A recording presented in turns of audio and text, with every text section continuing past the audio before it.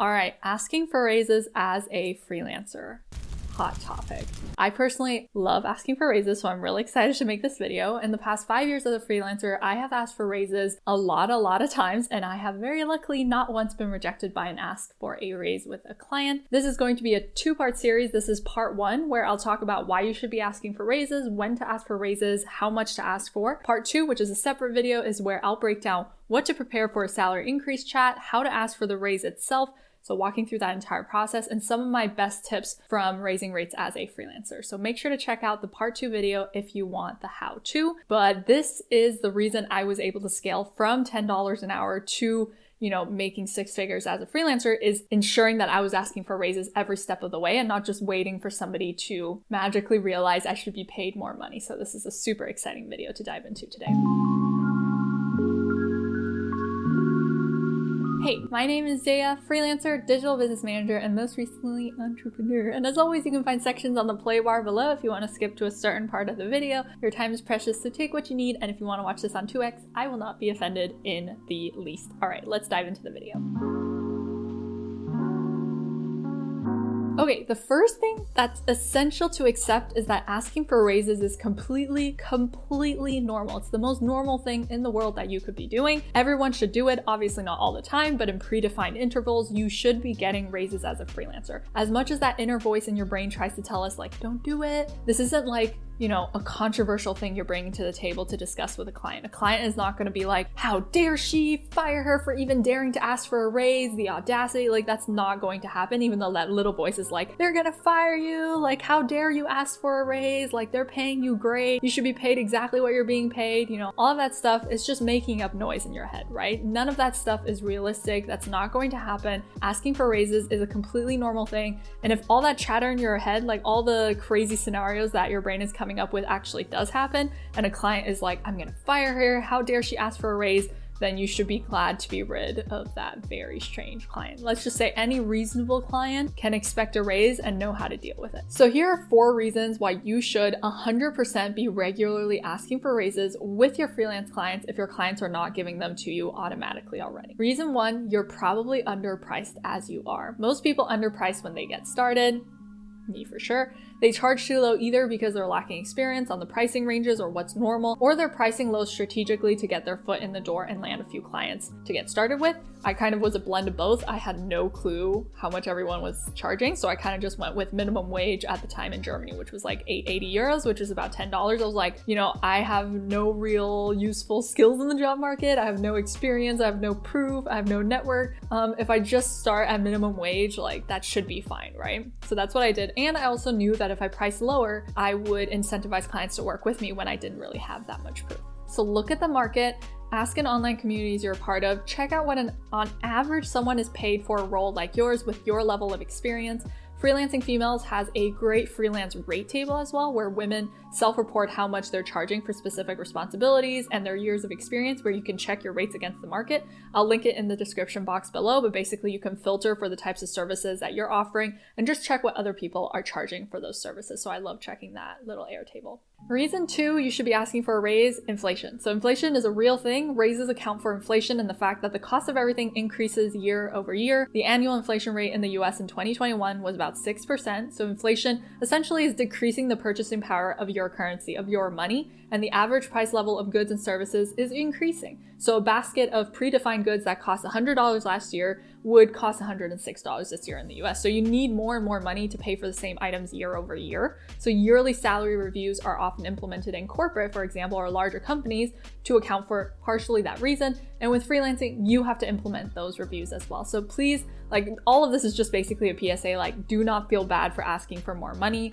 You deserve it. All right, reason 3 is you're probably growing really fast and you don't even realize it. So you're growing and developing so fast as a freelancer all the time. That's why on this channel, I'm always saying invest in yourself as your biggest asset. Because if you invest in your growth and potential, you have something very concrete to bring to the table when you are asking for a salary raise. And chances are, as a freelancer, you are learning and absorbing way more, working behind the scenes with tons of clients in different industries, bringing strategies to the table, developing new skills constantly because your clients challenge you constantly. who else has been in a team where a client's like, hey, I know this is not really part of your job, but can you figure out how to do this? Can you figure out how to do that? And you're just like, yeah, absolutely. I can Google it. I'll figure it out. And you're just learning more and more and more because your job description is not so predefined, right? And you're trying to figure things out and you're teaching yourself as you go along. Like my scope with clients scales and changes so much, grows so much, even in just 6 months as clients start to like hand me more and more work and higher level work and essentially promote me secretly without the paycheck reevaluation. And at the end of the day, the more value you're bringing to the table, the higher rates you deserve to be paid. So don't forget to account for the growth that you are going through as a freelancer. Reason 4. Raises, and this is kind of like one I really like, is like raises are incredibly motivating, right? Money is not the end all be all, but money is a great way to buy things that are important to you, whether that is more free time or more time for your hobbies or something that'll make you happy, experiences, all of that stuff. And raises are obviously like directly tied to that. So raises can be incredibly motivating and push you to grow and work harder for your clients, right? Like this is a legit reason. Like you ever really get demotivated over time working for a client because they're paying you super poorly? Like it sucks. It feels really frustrating because it makes you feel like your work isn't really being valued, right? So asking for raises so that you're paid fairly for your work can be really helpful for that little boost or surge of motivation to prioritize a client again. So if you do start to feel that feeling of like, I'm not really being paid very well. I don't really feel like doing her work because I don't feel like respected because she's not really paying me what I should be paying. Like a raise can be a great way to like get a new perspective on the client. All right, so when to talk about a raise as a freelancer. So normally there's this like 1-year rule. Basically, you can ask for a raise once a year. I think it comes from corporate because they do yearly performance reviews tied to salary reevaluations. However, I think there are exceptions to that rule in the freelancing world. For example, when I was first beginning as a freelancer, like I mentioned, I was charging $10 an hour, which was pretty underpriced, even though I had no experience because the type of skills I was doing was already, I think I could have charged more basically. I started increasing my skill set also very, very quickly. I was like a sponge, I was absorbing everything, and I moved into content and project management very fast for my clients as a freelancer, which is a higher level task. Like you should definitely be charging more than $10 an hour for. So I raised my rates quite fast in the first year. I was having salary chats with clients like at the 6-month mark regularly because I was so underpriced. And I knew my clients knew it too. They were like, I don't know why Dea is so cheap. Like she's way cheaper than everyone else I've talked to for this role, that kind of stuff.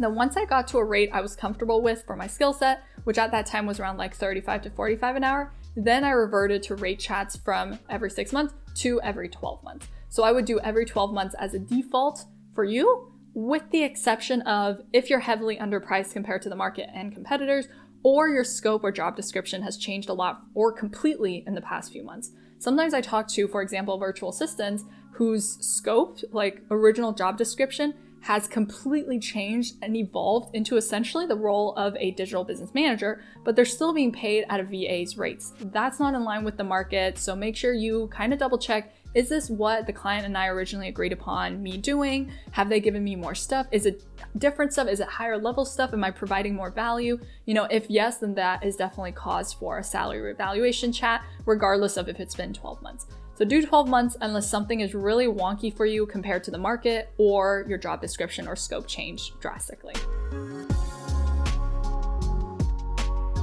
All right, so how much do you ask for in a salary raise as a freelancer? So this is a tricky question. It will depend on a few things. One, the competition. So look at competitor research to figure out how underpriced you are. You need to understand the context of your competitors, essentially the question I ask is, how easy would it be for a client to replace you with someone just as high quality as you?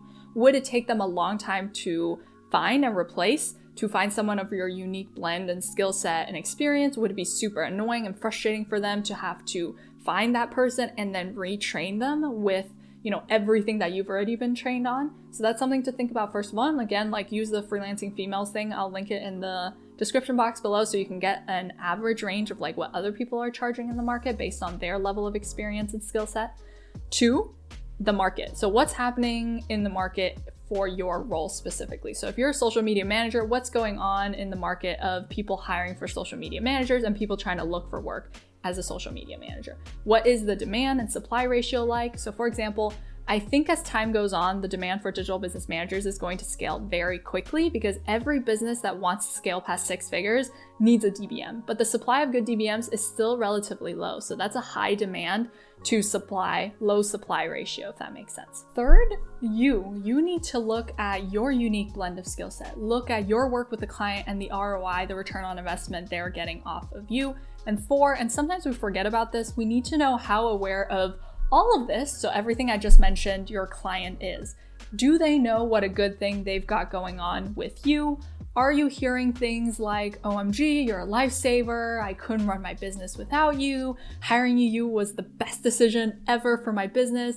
If yes, then chances are they're aware of how lucky they are to have you, and chances are they're willing to pay you more. So when I was $10 an hour, I was so underpriced. I think realistically, I probably should have been charging around $20 to $25 an hour back then, but I couldn't go to my clients and be like, oh, by the way, my rates are increasing from 10 an hour to 20 an hour by 2x, right? You can't really throw like that big of a change at them. So that's why I had to kind of consider all those things I just mentioned. And chances are you will have to go slow. Otherwise it's a bit like ridiculous and unfair to clients, especially clients that took a chance on you when you were just beginning. So in the first year, I was doing rate raises with my clients every 6 months, increasing by about $3 to $5 an hour at a time. Then once my rates were more in line with what I should have been charging and what the market said was the average and everything, then I lowered my rate increase amounts to about $2 to $3 an hour increases when I was like starting to reevaluate with clients like on a yearly basis. Again, this is just like a breakdown into the hourly. Package rates I calculate on the basis of my hourly. I don't tell my clients the hourly when I do like packages or retainers based on deliverables. If you're unclear about like the different types of ways you can charge money as a freelancer, I'll link a video in the top right corner where you can go watch the different types of pricing models you can have as a freelancer. But yeah, so I'm sharing it in hourly because that's the easiest way, obviously, to share this information. But obviously, if you do packages, I just calculate that based on the hourly increases, basically.